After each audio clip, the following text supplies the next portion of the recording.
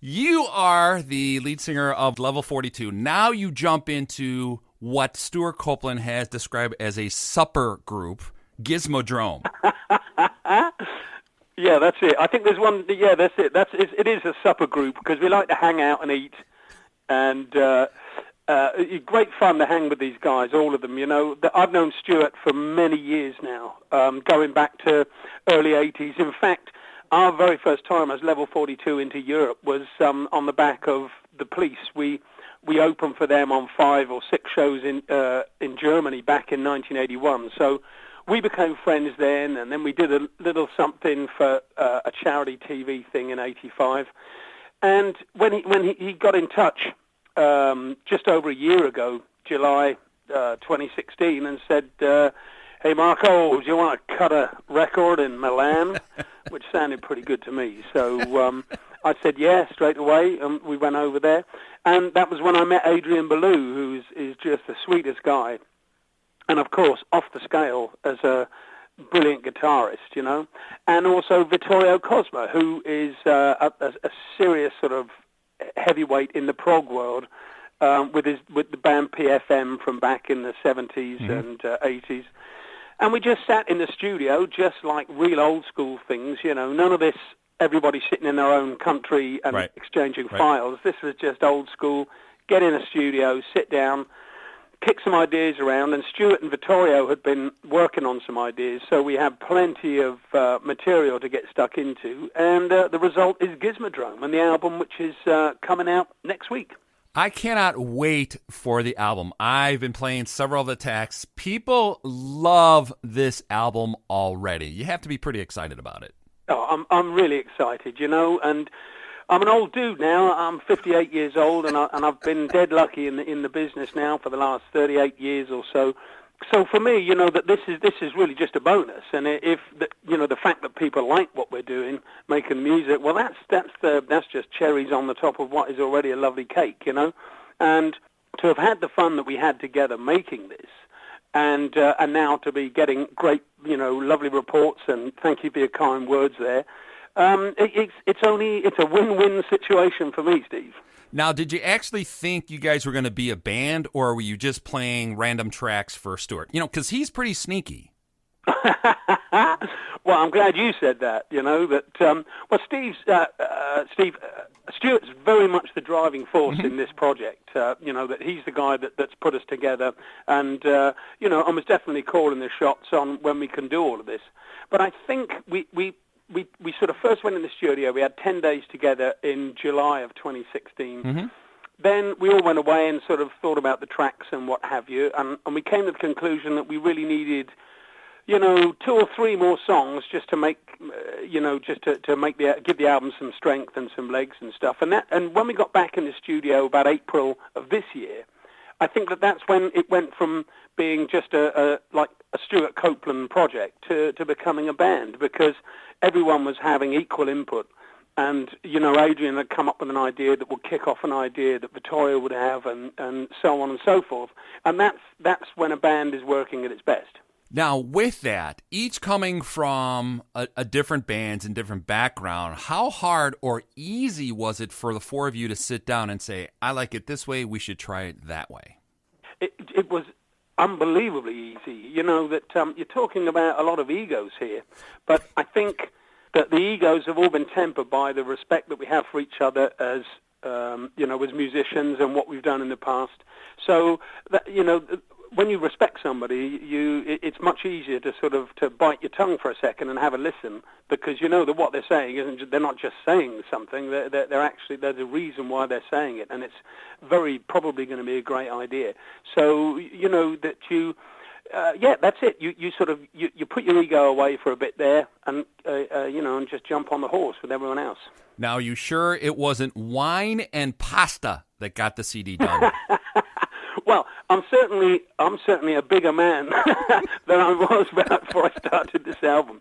You know, that it has to be said that Italian food takes some beating, and if you're sitting in the heart of Milan, you know, each day would start beautifully with us breakfasting together in a piazza just outside the hotel. And then we go into the studio, we'd sort of mooch across town, go into the studio, lay down some tracks, and then hit the town for another amazing dinner and stuff. So yeah, it's gentlemanly prog punk is probably how I put down this whole project. Now, have you seen any of Stewart, some of his promotional Facebook Live performances? Have you had the chance? No, I haven't done that actually. Is this what am I looking for here? So with that, he went on Facebook Live, so he's doing some live videos, and I was trying to do that with him as well. And I was watching him play. He is having the time of his life. So I thought perhaps when the four of you got together, it was literally the same thing. It was, that it's just been it has been an awful lot of fun, and I think the very fact that the music that we're making together is also floating our boat big time. Mm-hmm. That just makes it an absolute joy. So, Stuart's a very gregarious guy, and I don't know any drummer who doesn't really rate Stewart Copeland as one of the great drummers, because he certainly is. He's very unique. He's original. When he plays, it's him playing. And that's such a gift. After all these years, you still know it's Stu on the drums there. So, I started out as a drummer. Drums mean a lot to me. Adrian Ballou started out as a drummer. Right. Vittorio Cosma's a cracking drummer himself. So there's a good sort of history of rhythm in this band, and that pumps through. I think you can hear this. Now, knowing that all four of you are drummers, maybe you guys should have a single with just four drummers. That's it. Well, that's getting very Spinal Tap, I think. Hey, at least you understood the joke. That's great. Yeah, for sure. No, that's wonderful. I mean, could you imagine the audience's face if you say, right, we're going to do a 15-minute drum experiment now, a jazz odyssey or something, and it's all drums involved. Oh, my God, that is too funny. Now, with you being traditionally a vocalist and lead singer, so now you got Stewart stepping up in front. What were your thoughts on that? Well, I tell you, the way that Stu delivers the lines and, the lyrics, I could never do that the way he does it. He has this strange Bill Callahan, come right. Tom Waits, come Frank Zappa way of delivering his lines. And I'll tell you how it works. Is that there's one track. What the hell was it called here? I'm just seeing if I can look down this list here of. Can't see it, but anyway, there's one thing, and an idea I bought in, and once I sort of played it to the guys. Stu started rummaging through his briefcase and pulled out this big wad of lyrics, and he said, "Get me in there, get the mic open," and he just started sort of reeling out this stuff, and it's great because it only sounds like him, and it's the sort of the guys that I mentioned earlier on. That seems to be the influence. So if you want to try and get a mental picture of how he sounds, that's it. And there's no way I could do that. And Adrian says exactly the same. We can sing conventional stuff, right? But the way that Stu delivers it is very, very different. And now, the one that I think you're talking about is "Summer's Coming."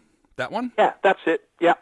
That, I love that. When I put that on, I've known Stewart for several years. He's been on my show many times, and I thought myself, I remember him in Clark Kent, which was early Police and stuff. So if anybody that's going to now Google that, going, what is Clark Kent? And that's what I thought it was. I thought, my God, Clark Kent has come back to life. Well, there's certainly Clark Kent in there too, and I know that the Foo Fighters were also fans of Clark Kent, yep, and dragged Stewart up on stage when they're sort of in town to come up and do his Clark Kent persona. And that's what we did back in 1985, is that we played this song on this children's charity TV show, Children in Need, for a very famous guy over here called Terry Wogan, mm-hmm, and that was also an incarnation of Clark Kent, which very often sees Stewart right down the front on a microphone with a guitar around his neck. So when we're going to be playing this stuff live and taking out live, which I'm very, very excited about doing, towards the end of this year into the next year. We're going to take out Level 42's drummer, a guy called Pete Ray Biggin, right, who's an amazing kid. Uh-huh. And if you want to see some guy with some great chops on drums, go and check him out on YouTube as Level 42 stuff, because he's a force of nature. Stewart absolutely adores his playing, so we're going to have a combination of two drummers for sure, so that when Stu fancies getting on the kit, he's going to get there and beat the living daylights out of it, as you would expect. And when he's up front with the guitar around his neck, a la Clark Kent, Right. Only now in Gizmodrome, you're going to be seeing Pete banging the drums. Now, we have seen through history, musical history, drummers want to be lead singers want to be drummers. Do you want to go behind the kit one more time? I can play. It's all right. No, I don't want to show Stewart up. You know, that it will be terrible to have to step back when he got behind. I know Stewart will take that in the spirit was intended. That is too fun, because I asked him about sitting next to you in the studio, you having one of those vocals from the 80s and 90s. I mean, you're one of the great vocalists of all time, and here in America, I can't believe you don't have 20 top 10 hits here. Well, that's very kind of you. I wish I could. I'm just going to enjoy what you said then and say for the moment, thank you. It's, I'm 58 years old now, and it's the first time anybody's ever said that, so thank you. No, it's... Whenever your level 42 is requested, you would not believe how much it is requested on some of my other shows. Every week, it's nonstop. Plus, I've got a Sunday show that I have over in UK, and right there, we talk about you and your voice.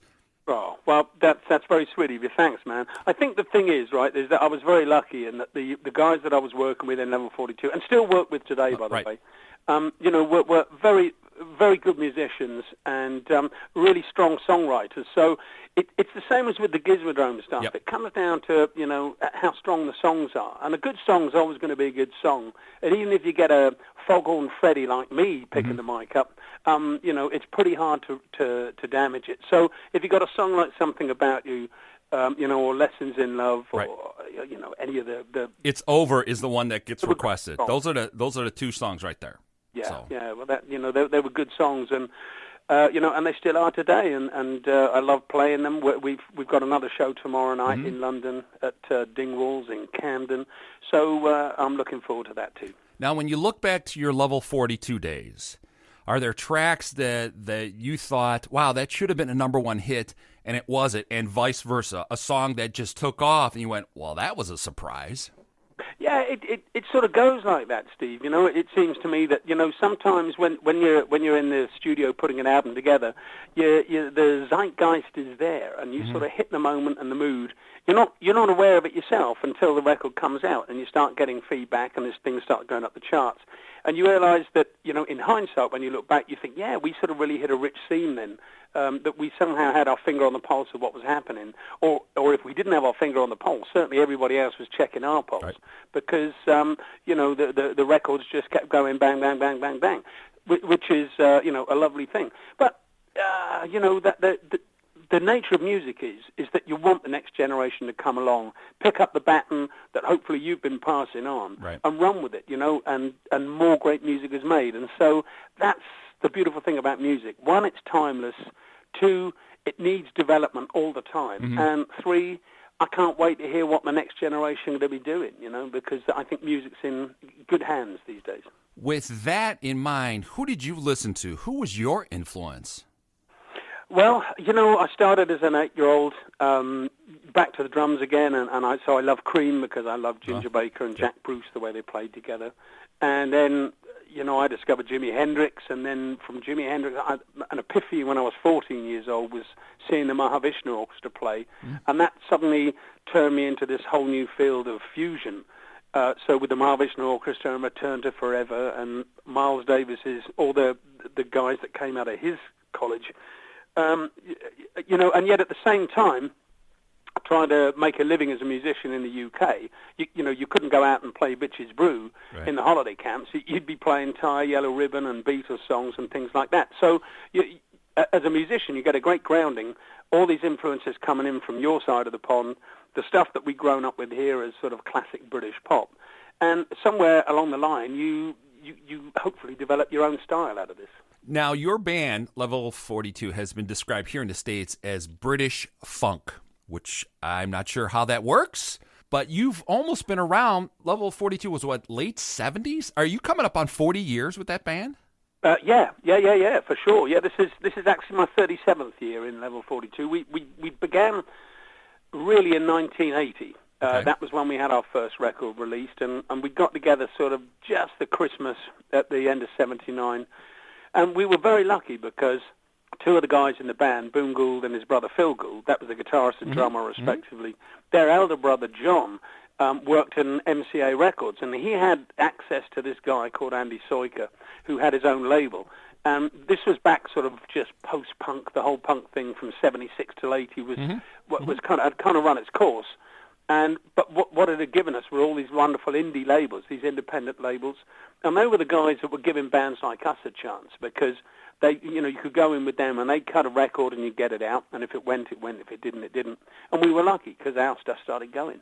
Now, with the explosion of the British invasion, we call it the second British invasion from MTV, was there a lot of pressure to put out singles in the 80s?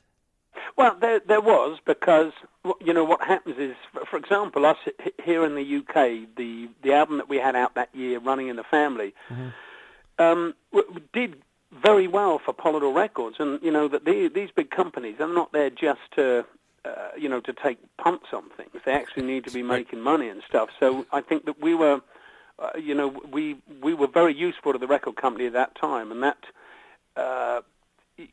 so... Yeah. I would think, with the explosion of Duran Duran and videos and everything that went on, there had to be some sense of pressure on the British side. Us, as Americans, looking at you going, oh, mate, you guys, you got it easy. Well, it was really tough because what happened was with bands like Duran Duran and Spandau Ballet and whatnot, these guys were spending like $1 million plus on the music videos. So the record companies were kind of pressured you had to keep up, and it's hard to make a cheap video look expensive. You just had to spend the money back then. So that, I remember we went and we did a load of money in New Orleans. We had we spent a whole week there and shot 2 videos in New Orleans, and it was really all about competing with everybody else because MTV was the new thing. That was now the window on the world and how you promoted your music.